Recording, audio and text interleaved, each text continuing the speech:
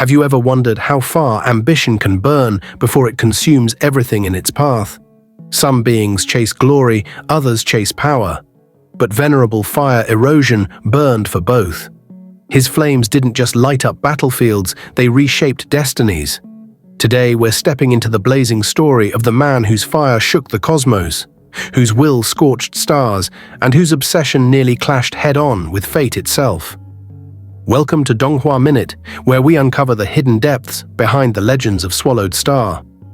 Remember, what you're about to hear is drawn from the original novel's version of events, which sometimes differs from what you see in the Donghua. With that in mind, let's step into the firestorm that was Venerable Fire Erosion. Venerable Fire Erosion, known in his youth as Huo Knight, rose from the ranks of the huge axe Dojo. From the start, he was a rare phenomenon, a man whose mastery of the fire laws was so profound that even other geniuses struggled to breathe in his presence. When he reached the Sector Lord Pinnacle, he could already slay official-level Undyings. When he broke through, he didn't become an ordinary immortal. He became an Emperor-level Undying instantly. Tens of thousands of years later, he ascended to the throne of a Universe Knight, one of the strongest levels below a Universe Master. His rise was fueled by obsession. Not content with his own success, he sought to shape a legacy through his son, Yan Zhu, known later as Nightmare Candle King. Every treasure, every resource, every opportunity went toward forging his heir into perfection. But while he poured everything into his bloodline, fate mocked him. Yan Zhu's potential lagged behind his father's expectations, and the fires of frustration began to consume Venerable Fire Erosion's heart. Still, his name commanded awe. As a Universe Venerable, his strength surpassed all immortal emperors. His divine body carried the density of galaxies. His control over fire wasn't mere destruction, it was corrosion. Every flicker of his flame could erode energy, melt laws, and reduce matter into nothingness. To fight him was to be devoured slowly, piece by piece, until not even divine essence remained. In the hierarchy of the human race, Fire Erosion stood high. Beneath the Universe Masters, but towering over all Undyings, he was one of the Dojo's elite enforcers, a symbol of authority and discipline. Yet behind that power burned dissatisfaction, because in his mind, even the stars weren't enough.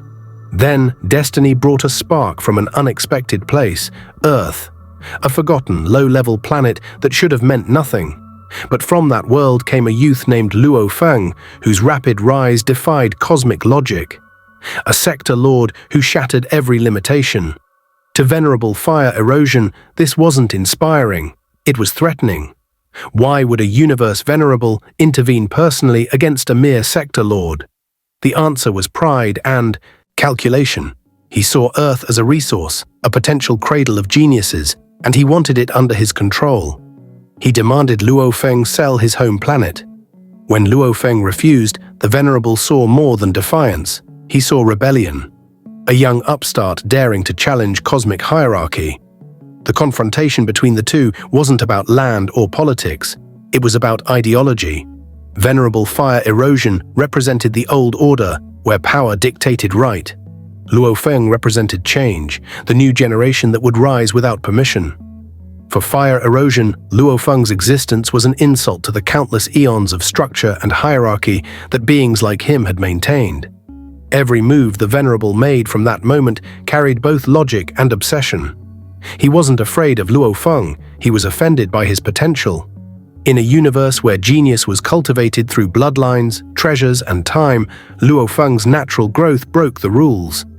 To Fire Erosion, Earth's children were wild sparks threatening to ignite a new kind of flame, one he couldn't control. And yet, beneath his arrogance, there was an undeniable respect. Even as he threatened, coerced, and tried to dominate, part of him recognized the unstoppable tide that Luo Feng represented. Because once, long ago, he too had defied his own limits. He too had looked up at powers far beyond him and swore to burn brighter. The difference was that Luo Feng's fire wasn't bound by fear or lineage, it was free. Venerable Fire Erosion's legacy remains complex. As a warrior, he was brilliant. As a father, he was ruthless.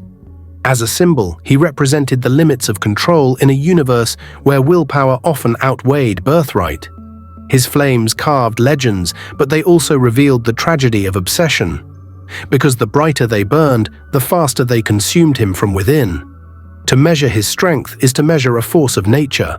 Against immortal kings, he was unstoppable. Against universe knights, he was respected and feared. Against universe masters, he remained one step below, but never irrelevant. His attacks could incinerate starships, melt divine weapons, and even distort the fabric of space. His will could make weaker gods bow without a word. Yet all that strength couldn't give him what he craved most: control over destiny. In the end, Venerable Fire Erosion wasn't destroyed by an enemy. He was undone by the one truth he couldn't accept. That power alone doesn't define greatness. Luo Feng's rise proved that destiny favors those who never stop growing, even in the face of impossible odds. And as Fire Erosion's flames faded, they left behind a warning carved in the stars: ambition without balance becomes self-destruction. If you enjoyed this look into one of Swallowed Star's most formidable figures, hit like, drop your thoughts below, and tell us, was Venerable Fire Erosion a villain, or was he simply a man trapped by his own fire?